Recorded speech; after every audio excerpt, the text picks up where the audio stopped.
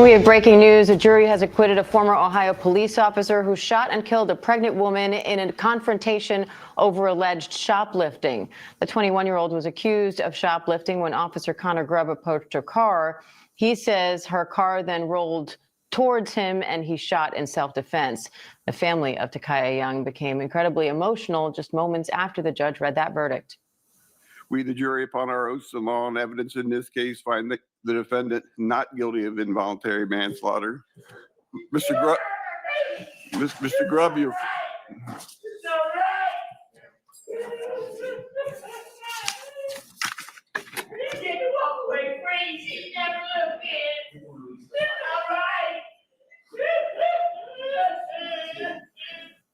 The jury found Connor Grubb not guilty on all of the charges. He was facing up to life in prison if convicted. ABC legal contributor Brian Buckmeyer is here with more on that. Brian, this incident was caught on body cam video.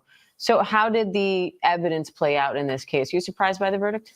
I'm not surprised by the verdict. I think ultimately it came down to whether or not you believe the officer should have stood in front of that vehicle. And once you get there and you think he does have the right to do so as part of his procedure, whether or not they argued it was proper or improper. But if that's what the jury believed, then self-defense becomes very easy because as the defense argued, that vehicle was a weapon that could have harmed him and therefore he is justified in using deadly force. And so it seemed to make sense at least how the defense argued it and the result that we see.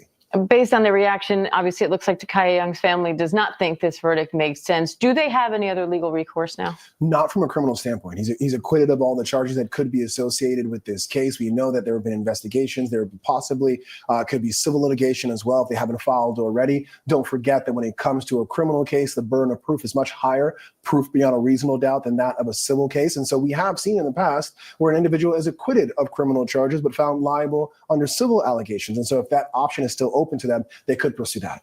All right, Brian Buckmeyer, thank you. Unfortunately, that is true. We saw that in the O.J. Simpson trial. I believe it was Ron Goldman filed on behalf of his son. The father, Goldman, sued O.J. Simpson and won. So even though O.J. was found not guilty in the criminal case, he was still found liable in the civil judgment, which is nonsense because the civil should be able to follow the criminal. However, in this case, of course, they're going to sue him because he's white. They're black. If the cop was black, they wouldn't have even bothered. This would have never made it to trial. But in the past, we've rewarded claims of racism monetarily to inspire more. It's all about a systematic degradation of the United States and its credibility, but also amongst the people here to keep trying to chip away at the system. Luckily, right now, we have an administration in place that is looking to reinforce the United States instead of make it weaker. A lot of this started with Barack Obama. He literally made all the racial issues in this country explode. And, you know, then when you look at it in hindsight, he's our first gay president. He's like, if Brigitte Macron is a man, so is Mike Obama. These agendas have been put in place to break down one of the most powerful countries in the history of the world. And a typical war against us, you're not going to win. So they're going to have to use manipulation and different types of tactics. I believe that just this whole push of racism in the media is just another form of warfare against us. And yes, they've rewarded too many people in the past with nonsensical claims against law enforcement. This lady's in the courtroom screaming because her daughter died while committing a crime. They're not the first. I'm watching this other black family talking about suing a man who their kids broke into his house and he killed them. Now they're like, oh, you know, you shouldn't have killed them for breaking into your home, and they were armed. And that just shows, but they're suing him because he's white. And the media is trying to hype that story up and give it more airplay. And they're just trying to push these divisions. You know, in the real world, when you walk outside and touch grass, it's not like that. There's not a bunch of racial issues in the United States. No one even cares about that stuff. It's really just exasperated in the media, but primarily between that one group of in the United States, the Black American culture, their society. It's a very inclusive society. So there's not very much outside contact. They kind of just huddle around each other. And it's like one of the largest echo chambers you've ever seen in your life. And they reinforce each other's nonsense. And that's where a lot of this blatant disrespect for law enforcement, or this belief that you can just create your own laws in front of the police on the spot just because it suits your agenda. Well, actually, I don't have to give you my ID because, according to me, you have to ask me within the first 30 seconds, and you have to be at the passenger window. You're on my driver's side window, so I don't have to. And I'm noticing the mental gymnastics, and I'm like, what world do you live in where any of this makes sense? And then I find out they went to an HBCU. They grew up in an all-Black area. They only know Black people. So it's like they have this own separate society that they live in. But once they come in contact with reality, it's a head-on collision, and it doesn't work well in their favor all the time. For the longest time, there were things like redlining, which kind of kept Black people in their own neighborhoods. They would call them ghettos. But it wasn't just to protect, Black people from white people on the outside, but it was also to protect people on the outside from the Blacks. And you can kind of see that when you look at the culture, every single day, the violence between them is excessive. You want to contain that and let them kind of have at it. The problem is you can't really stop people from moving within the United States if you're a citizen. And a lot of those systems that they had in place to keep them in their own areas, which is funny because nowadays they say they prefer to be around each other, which is a weird change from the 60s and 70s, but I digress. However, they do become a danger to the outside society because they only know each other. It's like coming in contact with aliens, and they don't know the rules of engagement. And you see these, like, I literally, if you follow my Snapchat, not Snapchat, you follow my TikTok, follow my Instagram, I'm posting thousands and thousands of hours of body cam footage lately. Why is it so many women having all these crazy, insane interactions with the police? Now, not just, but when you look at, okay, let's be more specific. Which group of women is having all these interactions with the police? And then you watch the news and you're like, wow, the same group of women that's having a lot of these interactions with the police that are going bad are actually having these interactions with restaurants, businesses, stores, the fucking airport, everybody. But that's what happens when you self-segregate and there's no one around to tell you otherwise. You got to think about it. From birth until adulthood, they've only been around 98% other Black people. They have no idea how the real world works. And then if you go into an HBCU college, that makes you even worse. Because now all you can do become is an activist. You don't really learn anything in school. You learn how to protest and be angry. And that's why every interaction, you're so insecure about how you look. Even the ones who are super light-skinned and look like they're white, they talk about how they feel discriminated against white people. And I'm like, and I will tell them, I'm like, but you're whiter than white people. What discrimination are you talking about? And it's all mental. But again, all that self-segregating and putting themselves in their own little bubbles, when they come in contact with reality, like law enforcement or airport personnel, it's a crash. It's a head-on collision and explosion. And it doesn't turn out well. People keep telling me, but Rico, she was pregnant. What difference does that make? When you decided to not comply with law enforcement, you're gambling with your life. When you try to harm law enforcement, well, now you forfeit your life. I'm a regular civilian. If you use your car as a weapon, that's a 2,000-pound weapon that you can use. If you try to hit me with your car on purpose because you're mad at me or whatever, I'm going to do the same thing as these cops. I'm not going to sit there and say, oh, well, she's black and pregnant. No. And it's not my business. That's your business. You have to protect your unborn child. That's not my responsibility. My responsibility is to myself. You know, and everybody keeps saying, well, the stuff that she was stealing wasn't worth her life. Why didn't she consider that? Instead of stealing, why not go work? You know, and I keep telling people, what do you think the rest? Okay, it's them versus the rest of us. If I'm a business owner, if I own a store, you want me to just keep replacing the items that you're stealing? No, I'd rather you just start replacing your relatives. You're not understanding how this works. I've earned it. It's mine. People want to sit here and talk about millionaires and billionaires because they don't want to put in the same amount of work. And they're trying to find excuses. Oh, maybe it's nepotism, maybe it's this, or maybe you just don't want to do anything. You know, there was a girl who was on here giving me some kind of a lecture on my, what did she give me? She says I had a superiority complex, basically trying to call me some kind of like brown supremacist or something. And anyway, her camera fell. This pretty little bitch lives in her fucking car. And I'm like, well, why am I talking to you? You're one of those people that felt so entitled that you didn't want to work. And I bet you felt so entitled that once somebody helped you get an apartment, you didn't want to pay the rent.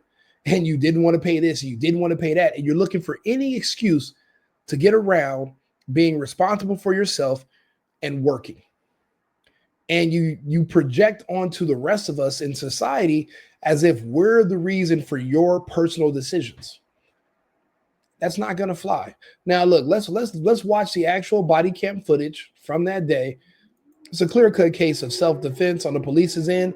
But, I mean, I'll be honest, this is more so a suicide situation. She knew there was going to be consequences. She just didn't care. She was just hoping that the police would be so afraid of getting sued that they'd just let her run over them. And guess what? She rolled the dice and she hit a 7.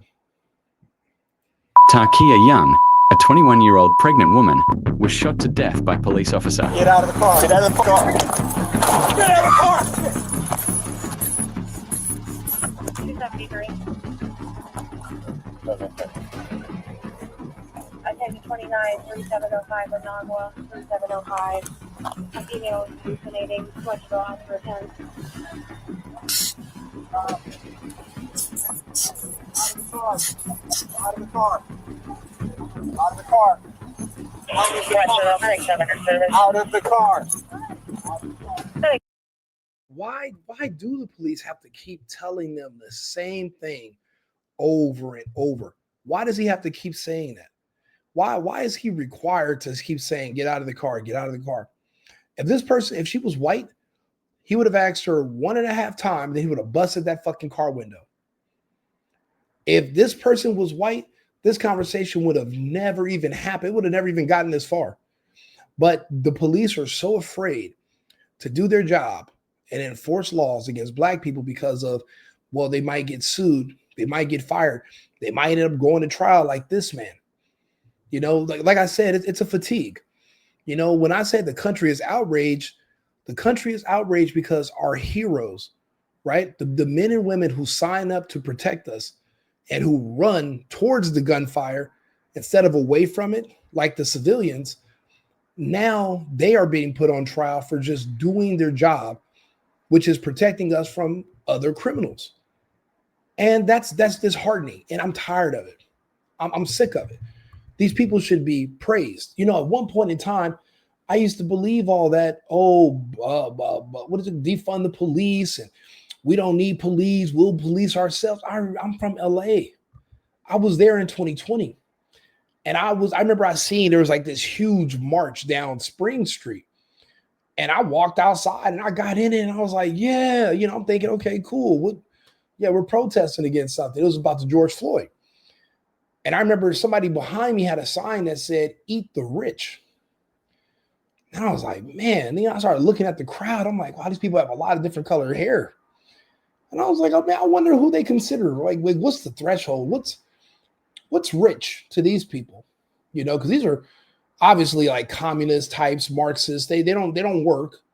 So I'm pretty sure their threshold for what they consider rich is fairly low. They saw a Tesla that wasn't even the big one like I have. They saw like a small Tesla, and they like surrounded it and started kicking it, talking about those people are rich.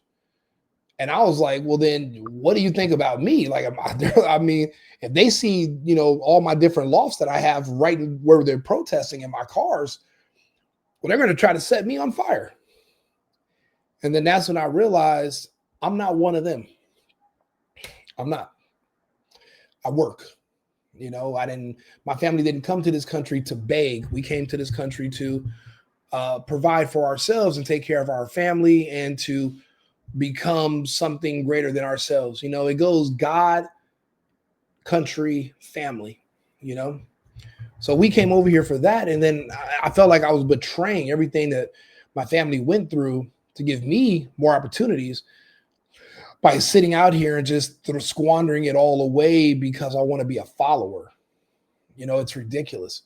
But I mean, I don't understand. Why do the police have to beg these people for their ID or argue with them for an hour before they can finally arrest them? Because one small move, there's going to be some ambulance chasing piece of shit civil rights lawyer that's going to jump in here and say, oh, wait a minute. You took your left foot went in front of your right foot, and you're supposed to go right foot, left foot. That's in your policy. So you got to give this person some money. And it's like, okay. And now this cop might lose their job. We need more police. We don't need less. And I always say it all the time. If I have to choose between the criminal community and law enforcement, I'm going with law enforcement every day. I had a taste. The reason I moved out of California was because I remember my neighbor called the police when her boyfriend was trying to kick her door in during the lockdown and after the George Floyd riots, and they never came. She called them back to back screaming, and the police never showed up. They came, I think, the next day, but by then she's in the hospital. The dude got in. He didn't kill her. He could have. But I know what it's like to live in a society where there's no more police and the insane asylum, the criminals just run wild and they become the police. And I don't want to live in that world. I don't. So I don't feel any sympathy or sadness. This person forfeit. She suicided herself. She should have complied. Now, if you don't like the laws of this country, move to another country. When I didn't like California and how things were going, I left the state. And when I thought that there might be a chance Kamala Harris could win, I left the country. If this particular group that has been historically having run-ins with the law, don't respect the law, don't respect the country, don't like the country, call the country racist, escape. Run to another country and live there. Why stay here where you're going to get put in prison or executed when you can just escape to somewhere else better?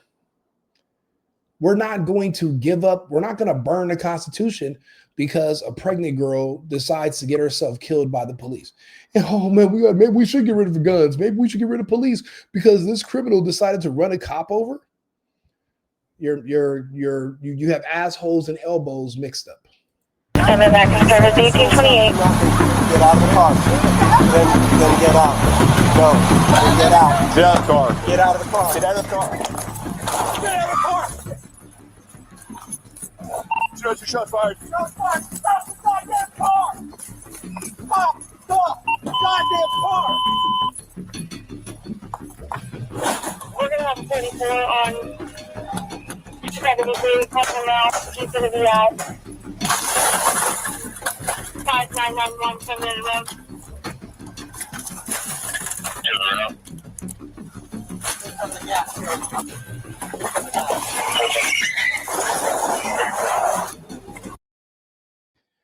No parental guidance, no training, growing up in a echo chamber of blackness where you perpetuated victimhood mentality where you're taught by your own relatives that white people are better than you, and you're at the bottom of the barrel, and it's because of racism is why you should steal.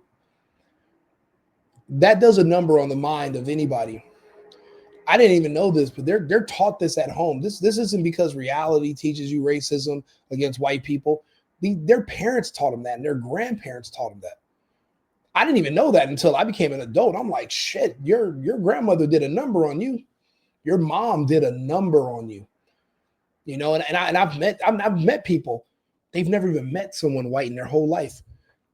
And they have this unsubstantiated fear of the KKK and the Proud Boys, but everyone they've ever met in their life that was murdered by somebody was murdered by a black Crip or Blood. In this situation, the police did what was necessary. She was a danger to the public as well. She's also a thief. I don't have much sympathy for them. There's nothing you can really say to justify her actions. I just hate that for 2 years they made this man's life a living hell when he should have been congratulated for doing the tough part. They begged this woman to give him her ID. They asked her to stop. She told them no. The mother failed her. There was no father. The mother failed her. The mother failed her from the beginning, and her mother failed her, and it's went on as far back as they can remember.